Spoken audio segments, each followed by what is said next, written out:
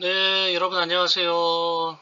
예, 오늘은 제 5강 로마 제국의 기독교 박해 두 번째 다루는 시간을 갖겠습니다.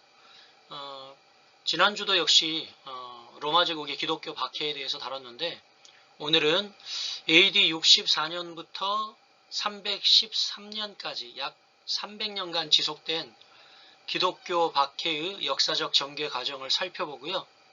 또 우리 기독교인들의 순교를 통한 응전 방식을 다루도록 하겠습니다.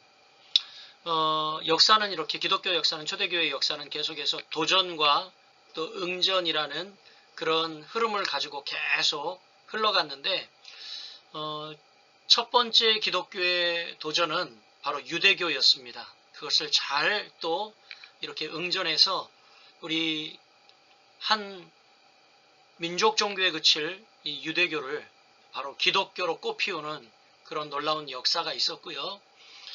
두 번째 도전은 바로 로마 제국의 기독교 박해입니다. 그래서 이 기독교 박해가 당시 기독인들에게 크나큰 도전으로 찾아왔는데 이 가운데 박해 속에서 많은 이들이 순교를 했습니다. 그래서 우리는 이 순교의 의미가 오늘 또 무엇인지 함께 살펴보고 그리고 여러분들과 또 귀한 강의를 통하여 우리도 잘 이 시대를 응전해 나가는 그런 저와 여러분이 되길 간절히 소망하면서 함께 살펴보도록 하겠습니다. 여러분 이렇게 기독교의 박해는 AD 64년부터 시작이 됩니다. 그래서 AD 313년까지 약 300년간 지속된 이렇게 박해인데요. AD 313년 이렇게 밀라노 칙령에 의해서 이렇게 종교적 자유를 획득하게 됩니다. 그러니까 밀라노 칙령에 의해서 기독교가 공인되죠. 예, 그래서 박해가 이제 사라지게 되는데 그때까지 이 300년 과정 동안 정말 수많은 많은 이들의 순교와 참 견디기 힘든 박해가 있었습니다. 그런데 이렇게 로마가 기독교를 박해한 이유가 있었죠. 그것은 바로 로마인들과 이 기독교인들 간의 이 가치관의 충돌입니다.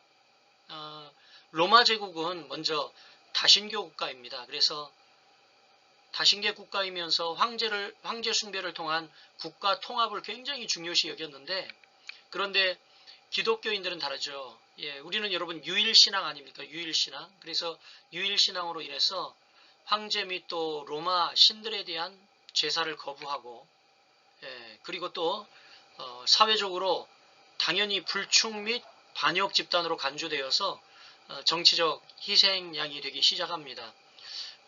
신학적 오해도 여기에서 있었는데 성만찬에 대한 오해죠.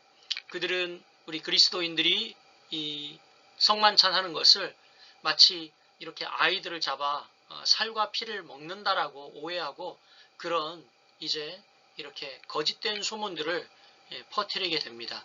이렇게 기독교 탄압이 그래서 로마 전역으로 확산되게 되는데 정말 많은 이들의 순교를 가져오게 되었습니다. 그런데 순교를 가져오게 된 아주 분수령이 있었는데 바로 AD 64년 사건입니다. AD 64년부터 시작된 이렇게 로마 제국의 박해는 시작이 AD 64년 네로 황제의 박해로부터 시작이 됩니다. 그래서 네로는 로마시에 대화재가 발생했는데 이 화재의 이렇게 희생양, 책임을 전가할 이로 바로 기독교인들을 지목했고요. 그래서 그들을 바로 정치적 희생양으로 지목함으로 말미암아 기독교인들이 이제 엄청난 박해를 받게 됩니다. 이때 역사학자들이 추측하기를 바울과 베드로가 이 시기에 순교한 것으로 추정하고 있습니다. 이제 순교 시대의 본격적 시작이 되었다라는 것을 알리기도 하는 그런 박해라고 할 수 있습니다. 이렇게 처음 시작된 네로 황제의 박해로부터 이제 계속 지속적으로 박해가 되는데요. 대규모 박해는 약 300년간 이렇게 약 10차례 엄청난 큰 박해로 이어집니다. 10명의 황제가 계속해서 이렇게 기독교를 박해하는 그런 일들이 있었는데요. 네로 황제에 이어서 도미티안 황제는, 도미티아누스는 신에 대한 불충의 혐의로 이제 기독교인들이 이렇게 유일신만 고집하고 자신들이 섬기는 신을 이렇게 숭배하지 않는다고 그들은 이렇게 불충한다, 제국에 불충한다라는 그런 이유로 그들을 엄청난 박해를 하기 시작합니다. 그러자 그들은 이제 지하 카타콤으로 숨어 신앙의 자유를 찾아 예배하게 되죠. 정말 지하 깊은 곳까지 내려가 예배하고 그곳에 은둔하며 그곳에서 자신들의 신앙을 지켜가는 길을 선택을 합니다.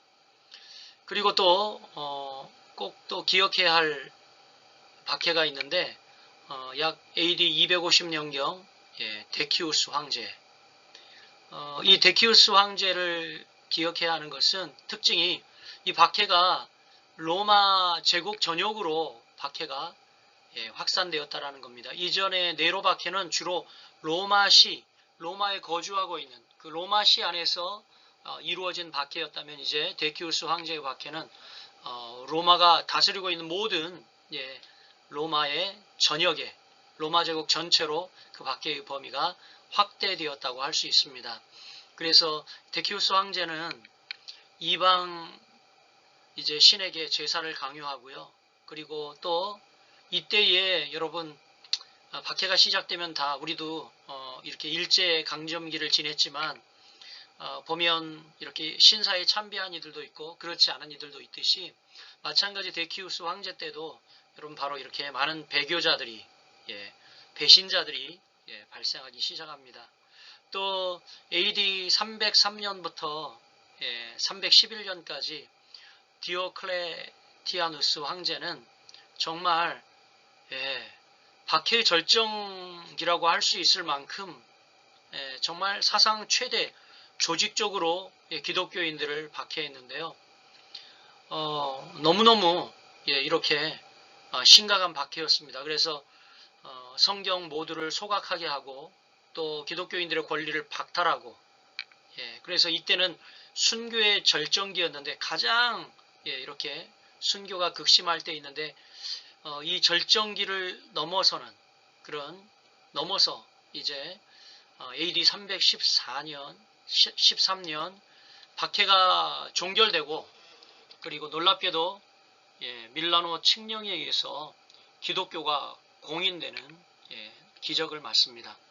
그래서 밀라노 칙령 이전까지는 약 250에서 300년간 간헐적이기도 하고 부분적이기도 하고 아니면 또 지속적이고 또 로마 전역에 극대화된 이 박해가 계속 유지되었는데 AD 313년 밀라노 칙령에 의해서 기독교가 공인되었습니다. 기독교가 공인되었다는 것은 바로 종교적 자유가 허락되었다는 이야기입니다.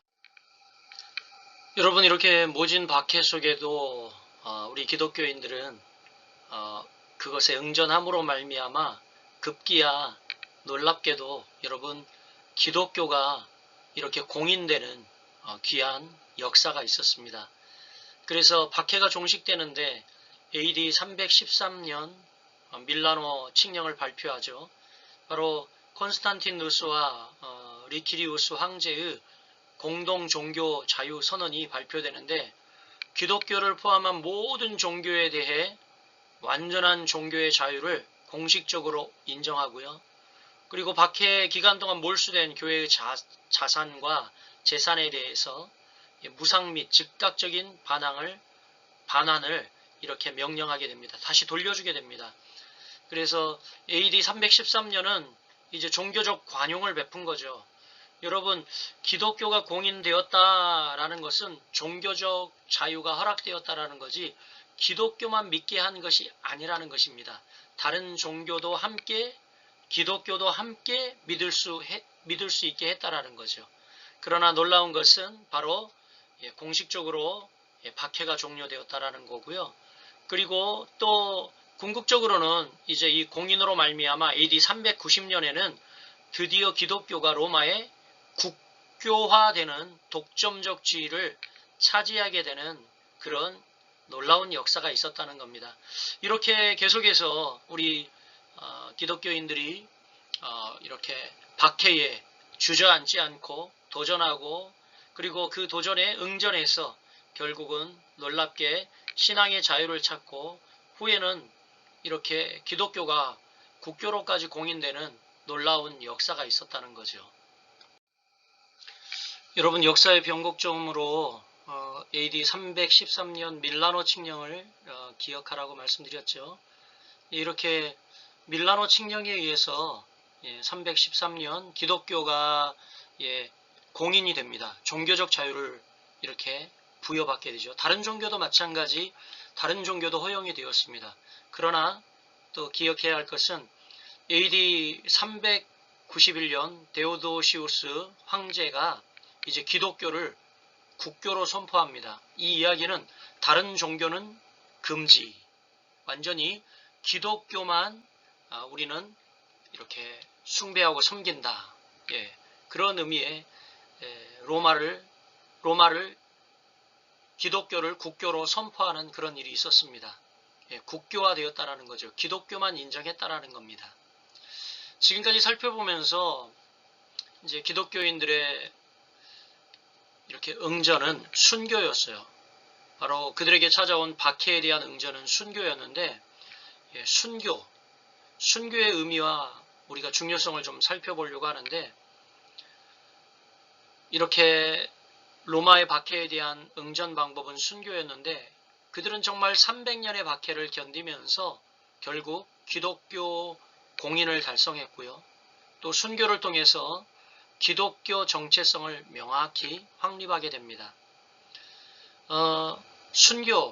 순교를 정의하면 신앙의 이유로 복음을 증거하는 과정에서 죽임을 당하는 행위가 여러분 순교라고 할 수 있어요.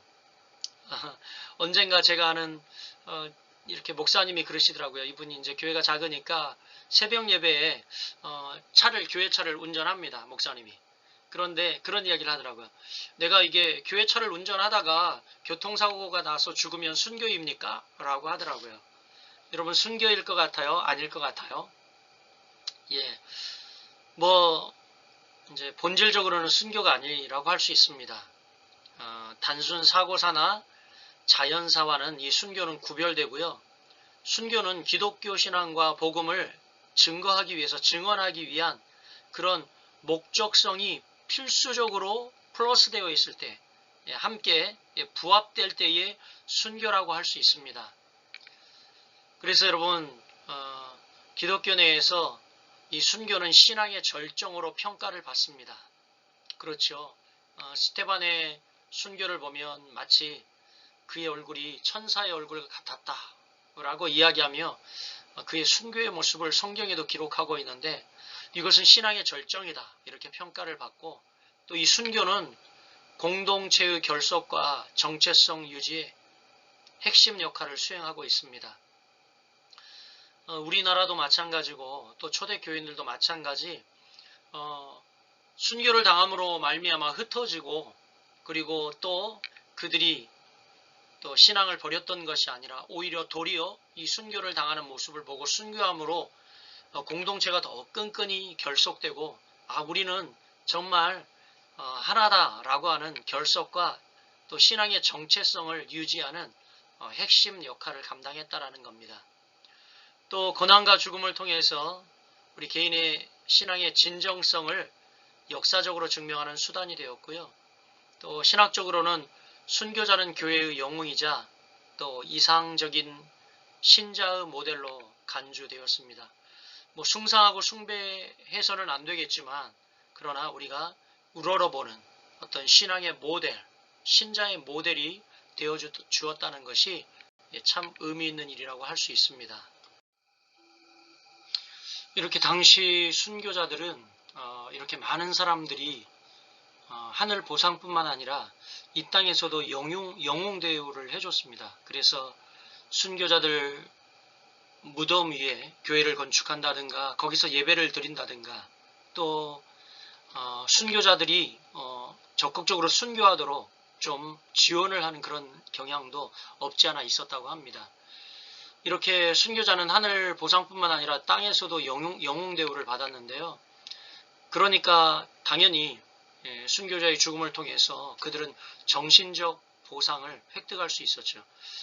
여러분, 이렇게 가치 있고 의미 있는 일에 내가 죽는데 아무도 안 알아주면, 물론 이제 하나님이 알아주셔야 되지만, 또 그런 것들이 이제 의미가 약화될 수 있잖아요. 그런 측면에서 순교자들에게 잘 이렇게 그들을 이렇게 적극 지원하고 또 영웅 대우를 함으로 말미암아 그런 이렇게 순교에 대해서 무가치하지 아니하도록 살피는 그런 풍습이 있었다는 거죠. 당시 주요 순교자들이 있었는데, 앞서 언급했듯이 베드로와 바울도 당시에 순교를 했다라고 이제 추정을 하고요. 그리고 또 안디옥의 이그나티우스, 그리고 또 서머나의 폴리갑, 그리고 페르페투아. 이제 이 페르페투아는 카르타고 여인이었는데 아버지가 이렇게 믿지 않았죠. 그래서 이렇게 막 만류하고 호소했지만 그녀는 천국의 소망을 바라보며 순교의 길을 택했습니다. 그래서 때로는 이것은 너무 이제 이 사회나 가족에 대한 이렇게 무책임한 행동 아닌가 하는 매몰찬 행동으로 비판을 받기도 했는데요. 천국에 대한 소망과 기독교 신앙을 지키기 위해서 결단한 참 순수한 그런 그들의 신앙의 표현이었던 것을 볼 수가 있습니다. 그래서 다양한 신분, 성별, 지역의 인물들이 신앙을 위해 목숨을 바침으로 기독교의 보편적 가치를 증명했습니다. 순교자의 신앙적 선택은요, 가족의 간절한 만류와 인간적인 생존 본능을 극복하고 죽음을 넘어선 천국에 대한 소망과 확신을 그들에게 보여주었고요. 형벌 앞에서도 변치 않는 태도가 이렇게 이 순교를 목격하는 목격자들 앞에서 굉장히 큰 감동을 주었다고 합니다. 박해시대의 교회의 변화는 이제 지상의 교회가 어려우니까 카타콤, 지하무덤, 즉 이렇게 깊은 곳으로 들어가 신앙의 자유를 찾아서 지하에 숨어서 이렇게 예배하는 그런 일들이 있었고, 또 순교의 장소에서 예배가 정착되었습니다. 순교자의 무덤을 신앙의 중심지 삼고 그것을 예배초로 삼아서 그곳에서 예배하고 그곳에서 기도했고 그것을 기념하고 그것을 지켜갔습니다. 순교 계승을 위해서 이렇게 그것을 기념화하고 숭배하는 의식으로 발전하기도 했는데, 이런 것들은 오늘날도 이렇게 캐톨릭에 많이 이런 것들이 남아있는 것을 여러분들이 이제 확인할 수 있을 것입니다.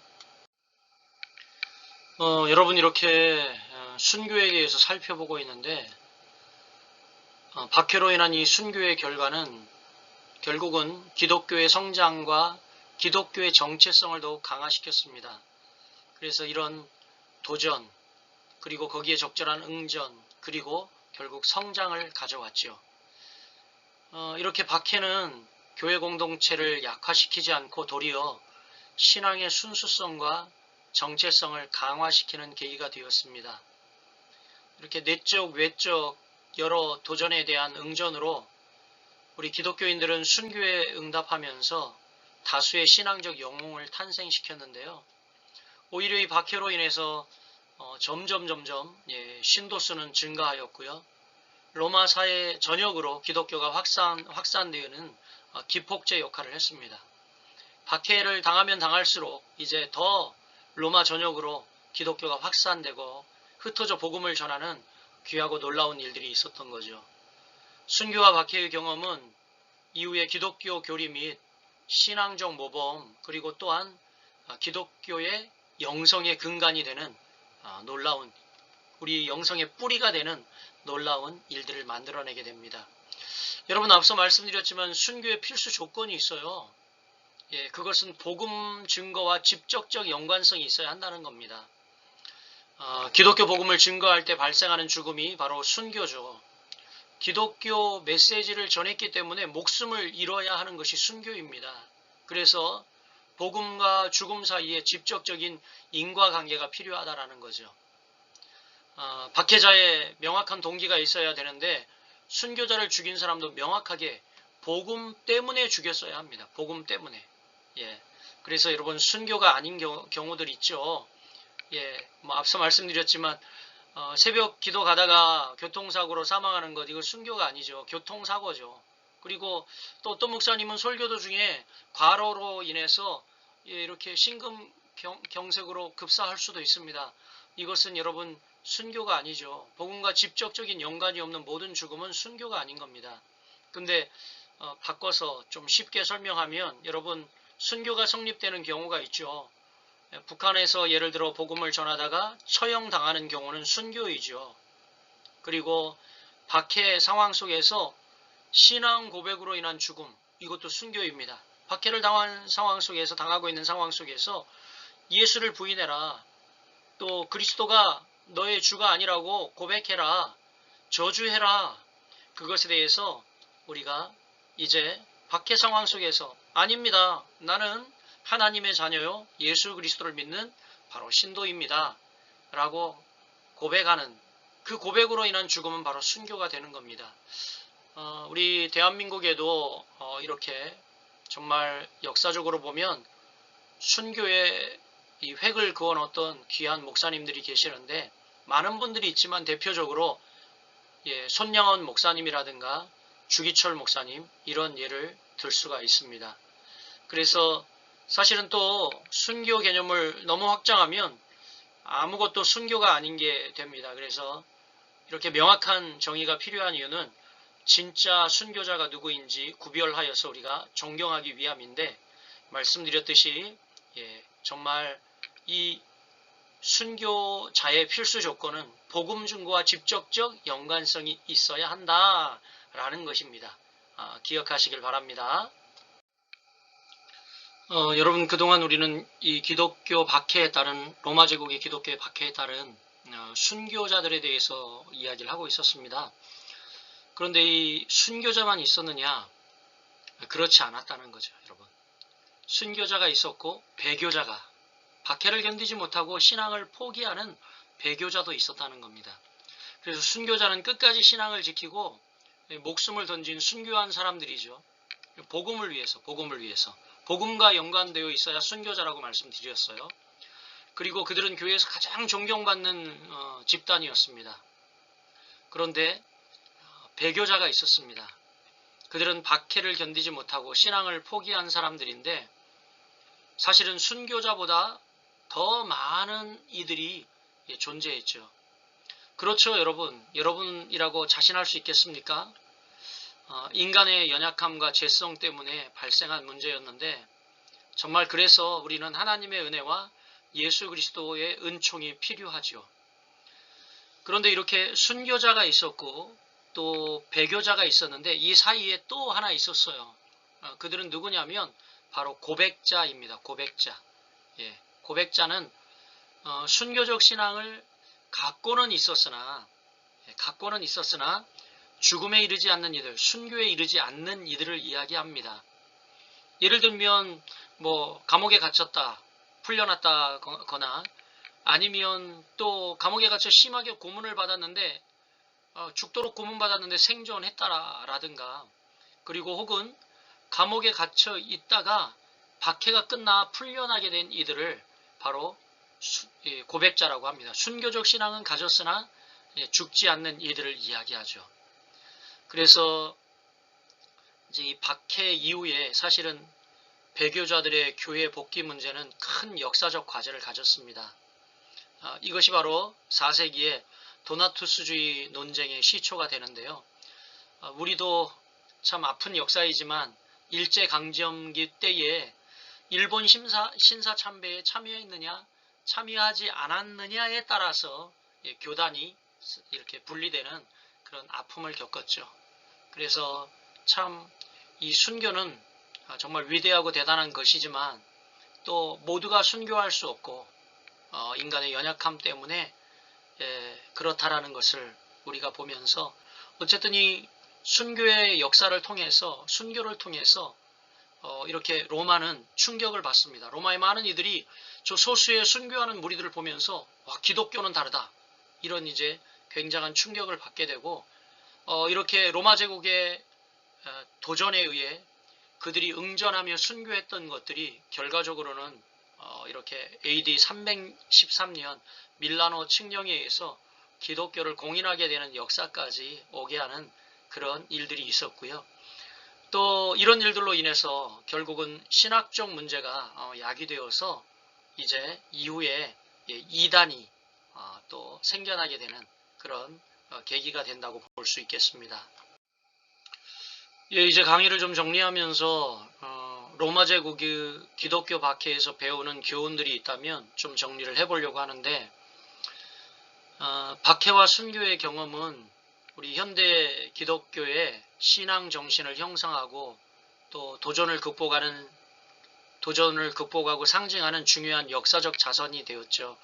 그래서 저희도 이렇게 초대교회의 순교의 역사를 공부하고, 그리고 또 로마 기독교의 박해를 이렇게 우리가 공부하면서 계속해서 이 도전과 그리고 도전되어 오는 것을 응전하며 극복하는 신앙의 자산, 힘을 가져야 한다라는 것을 우리가 깨달아 알 수 있습니다. 겉보기에는요, 사실은 이렇게 당시 초대교회 교인들의 순교, 그것은 어쩌면 바위에 계란을 던지는 것처럼 보일 수 있었지만, 결국 그러나 놀랍게도 그들의 순교를 보며 충격을 받고 결국은 감화를 받아서 313년 밀라노 칙령으로 기독교를 공인하게 됩니다.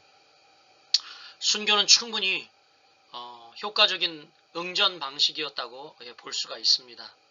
그래서 우리는 순교의 의미를 바로 이해하고 극한 상황에서 신앙을 지켜냈던 우리 신앙의 선배들, 초대교회의 선배들을 보면서 이런 용기와 헌신을 계승하는 것이 참 중요하다라고 생각이 되어집니다.